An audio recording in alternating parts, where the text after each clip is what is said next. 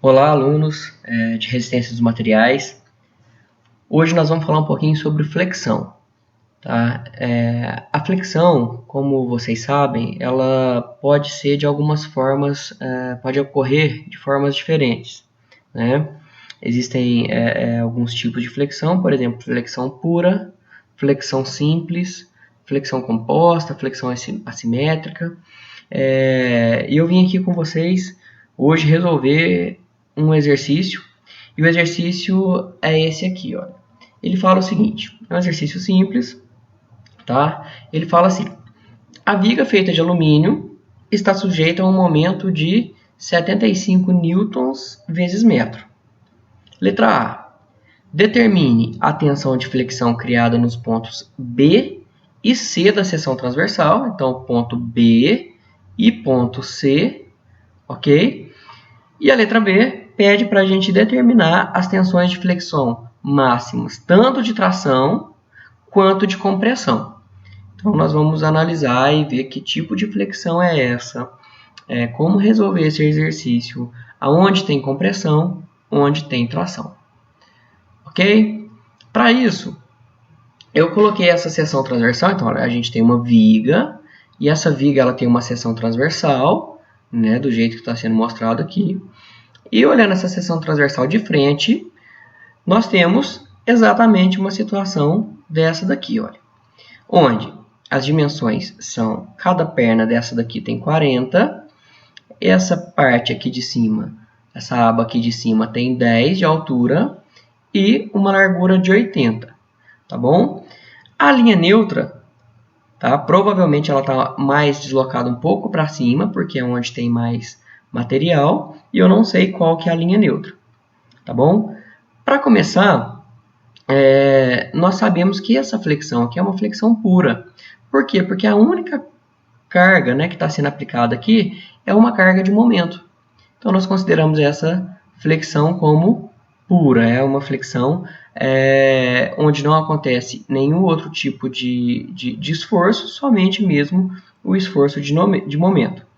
A primeira coisa que a gente precisa resolver, né, nesse exercício é determinar qual é a altura da linha neutra. Tá? Eu preciso saber qual é a altura onde passa a linha neutra, então está até com uma interrogação aqui, eu não sei. Do chão até a linha neutra, qual é esse valor? Tá? Sabendo que no todo nós temos aqui uma altura de 50, e essas unidades, essas dimensões, desculpa, elas estão em milímetros, tá bom? Por que agora eu pintei a parte inferior de azul e a parte superior de vermelho? Porque é onde ocorrem as tensões e os esforços de tração na parte inferior, tá? O que está achurado em azul, e compressão na parte superior com o achurado em vermelho. Então, tudo que está abaixo da linha neutra está sofrendo tração, tudo que está acima da linha vermelha está sofrendo compressão. Por quê? Porque a setinha está indicando isso para a gente, olha. A setinha sai da parte de baixo da linha neutra e entra na parte de cima da linha neutra. Ou seja, quando sai, sofre tração, quando entra, sofre compressão. Ok? Dessa forma, fica tranquilo de resolver, lembrando que, para a determinação do centro de gravidade, eu preciso saber a seguinte equação. Olha, a altura do centro de gravidade é igual ao somatório de o y barra, ou seja, a altura de cada pedaço de figura que compõe essa figura toda, vezes a área dela, dividido pela somatória de todas as áreas. Por que a gente não tem a posição do eixo y, por exemplo? Por que eu só estou encontrando a altura do eixo x? Por quê, pessoal? Porque essa aqui é uma figura simétrica e eu sei que ela passa exatamente aqui no centro, né? O eixo y passa aqui no centro, na posição de 40, tá bom? 40 daqui para cá, tá bom? Da esquerda, do máximo da esquerda para a direita. Então, eu preciso encontrar qual é a posição do eixo x, onde ele passa, qual é a altura dele. Dividir a minha figura aqui em 3 figuras, sabendo que esses pés, elas têm a mesma dimensão, né? Estão posicionados de maneira simétrica. Então, eu chamei todos os dois de 1 e a parte aqui de cima de 2. Como que vai ficar a nossa equação? Olha, y centro de gravidade é igual, primeiro, as partes de baixo, né? Olha, 2 vezes 0,02, que é a altura do centro de gravidade dessa figura, né? Lembrando que ela mede 40, então a metade está em 20, partindo aqui de baixo, tá? Para cima, vezes a área, que é 0,0110, né? Milímetros de base, e 40 milímetros de altura, 0,04 metros, mais a figura 2, a parcela referente à figura 2, que é o quê? A altura do centro de gravidade da figura 2, que seria 40 do início até o final da figura 1, mais a metade da largura ou da altura da figura 2. Então, que seria metade de 10, 5, mais 40, 45 milímetros, vezes a área, que é 80 de base, 10 de altura, dividido pelo somatório das áreas, que seria 2 vezes 0,01 vezes 0,04, que corresponde à figura 1, né? Ou as duas figuras número 1, mais a área da figura 2. Resolvendo essa equação, nós encontramos um valor de 0,0325 metros. Tá? É um valor que é um valor aceitável, uma vez que a metade disso seria 25 milímetros. Aqui nós encontramos um valor de 32,5. Tá? E pela nossa análise inicial, a linha neutra realmente ela passaria um pouco acima da metade dessa figura. Então, é um valor coerente. Ok? Podemos até verificar a equação, mas de cara a gente já vê que é um valor coerente. Sabendo, então, da altura do centro de gravidade, fica mais fácil determinar o que, pessoal? Determinar a continha do momento de inércia. Aqui a gente já delimitou que essa altura ela vale 32,5 milímetros. Até 50 nós temos um restante aqui de 17,5, tá? Da linha neutra até a parte superior. E o próximo passo, então, será determinar o momento de inércia dessa seção transversal. Então, vamos lá. Cálculo do momento de inércia. O momento de inércia, ele é calculado com base nas figuras, né? Por uma composição de figuras, uma vez que eu não sei qual é a equação do momento de inércia para cada figura, né?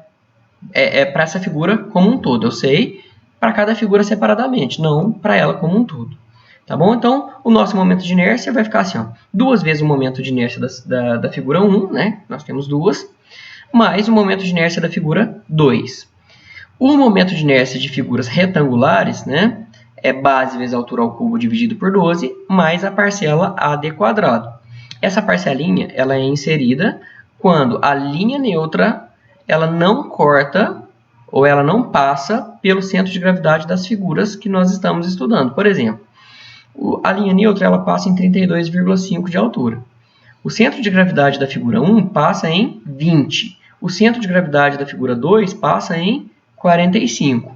Quando isso acontece, a gente tem que translocar esse eixo. E a translocação de eixo é dada pela parcela AD quadrado, onde D é a diferença, é a distância, desculpa, entre a linha neutra e o centro de gravidade que a gente está analisando.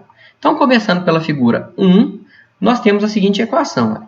2 vezes, porque são duas figuras, base vezes altura ao cubo sobre 12. Então, nós temos base 10, altura ao cubo 40, tá? 0,04 ao cubo dividido por 12, mais a área 0,01 vezes 0,04, vezes a distância do centro de gravidade da figura 1, que está em 20, até a altura da linha neutra, que está em 32,5.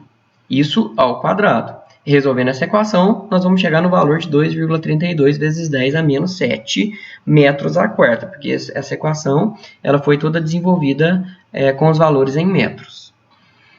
Passando aqui para o I2, nós temos uma situação parecida, tá? Temos também a parcelinha AD quadrado. Como que vai ficar? Base, que é 80 da figura 2, vezes a altura, que é 10 ao cubo dividido por 12, mais a área, que é 80 vezes 10, 0,08 vezes 0,01, vezes a distância do centro de gravidade da figura 2 até a linha neutra ao quadrado. O centro de gravidade da figura 2 passa na altura de 45 milímetros, 0,045, menos a altura do centro de gravidade da figura toda, que é a linha neutra, onde ela está passando, menos 0,0325 ao quadrado, resultando em um valor de 1,32 vezes 10 a menos 7. Para calcular, como eu disse, para calcular o x, ou seja, o momento de inércia em relação a x, uma vez que a flexão ela só acontece em relação ao eixo x, eu não preciso preocupar com o eixo y. Somando esses valores, nós temos, somando esse valor mais este valor, a gente tem 3,64 vezes 10 a menos 7 metros a quarta de momento de inércia. Resolvendo o momento de inércia, fica bem mais fácil de encontrar as tensões. Tá? Então, a letra A pede para a gente encontrar as tensões no ponto B, que está aqui, e no ponto C, que está aqui. De cara, eu já imagino que a tensão no ponto B vai ser maior do que a tensão no ponto C, porque o ponto B está mais distante da linha neutra do que o ponto C. Então, vamos resolver para a gente tirar isso de prova. Vamos ver como que vai ficar. Tensão no ponto B é o momento que está sendo aplicado vezes a distância B, a distância até o ponto B, dividido pelo momento de inércia em x. Tensão no ponto B, então, é 75 de momento. A distância de B até a linha neutra é 0,0550, que é tudo, tá? Menos 0,0325 dividido por 3,64 vezes 10 a menos 7, que é o momento de inércia em x que a gente acabou de encontrar. Encontrando um valor de menos 3,61 megapascal, menos porque está na área de compressão, tá bom? E a tensão em C é o momento vezes a distância da linha neutra até o ponto C, a distância vertical, tá? Dividido pelo momento de inércia em x. Tensão em C é igual a 75, que multiplica 0,04, que é a altura total de C, menos a altura da linha neutra, dividido pelo momento de inércia, 3,64 vezes 10 a menos 7, resultando num valor de 1,55 megapascal, também negativo, tá? Não coloquei aqui, mas também negativo, porque também se encontra na área de compressão. Ok? Então, essa é a letra A. A letra B pede para que a gente encontre as tensões máximas de tração e de compressão. Onde acontece maior tensão de compressão? No ponto mais distante da linha neutra, para o lado de onde está acontecendo compressão. Então, olha, todos esses pontos dessa linha vermelha mais grossa, elas fornecem para a gente uma tensão máxima de compressão. O mesmo acontece na tensão máxima de tração. Também de cara a gente já identifica que a tensão máxima de tração vai ser maior do que a tensão máxima de compressão, uma vez que a distância da linha neutra até o ponto máximo de tração, ou os pontos máximos, é um valor de 32,5 milímetros, e a distância da linha neutra até os pontos de máxima tensão de compressão, 17,5 milímetros. Resolvendo essa equação, nós temos que tensão de compressão máxima, tá? Tensão de máxima compressão, é igual ao momento vezes o y superior, dividido pelo momento em x. Então, tensão de compressão máxima é igual a 75 vezes 17,5, tá? 0,0175 dividido pelo momento de inércia, 3,64 vezes 10 a menos 7, resultando num valor negativo, mostrando que a compressão de 3,61 MPa coincide também com o valor do que nós encontramos no ponto B, uma vez que o ponto B se encontra nessa linha de máxima tensão de compressão. E a tensão máxima de tração é M, tá? Momento vezes o Y inferior dividido pelo IX.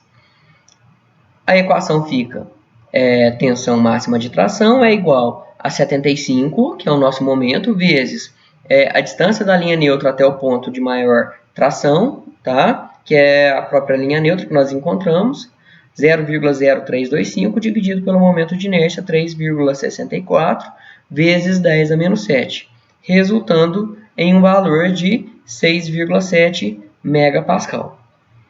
Pessoal, esse exercício é um exercício bem tranquilo de ser resolvido. Espero que tenha ajudado vocês, tenha sanado todas as dúvidas e estou sempre à disposição para qualquer dúvida, para que se vocês precisarem, estou aqui sempre à disposição. Tá bom? Muito obrigado, até a próxima.